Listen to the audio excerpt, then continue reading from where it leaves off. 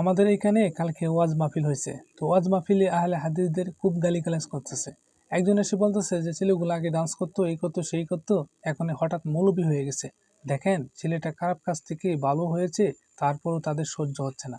অথচ দেখেন সমাজে কত বেনামাজি ঘুরতেছে, তাদের বিষয়ে কোনো ওয়াজ নেই। তারা আবার বলতেছে যে বুজুর্গনের দিনের কথা শুনতে হইব, আকাবিরের কথা শুনতে হইব।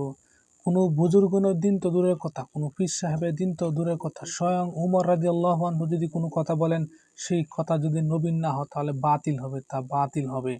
আরেকজন এসে বলতেছে যে আহলে হাদিসরা মাযাব মানে না, তারা নাসেক মানসুকের জ্ঞান বোঝে না, তারা সনদ মাতনের জ্ঞান বোঝে না। এগুলো না বুঝে আহলে হাদিস শিখেছে। যারা আহলে হাদিস হয় তারা এগুলো পড়াশোনা কইরি হয়, এর আগে হয় না। আর যারা দাবি করে তারা মিথ্যা দাবি করে। এরকমভাবে হানাফি, কত হানাফি আছে যারা নামাজি হয় না, তারা আবার কিসের হানাফি? তো এইসব বক্তা যারা কথা বলে তারা মিথ্যুক, তারা আহলে হাদিস বিদ্বেষী।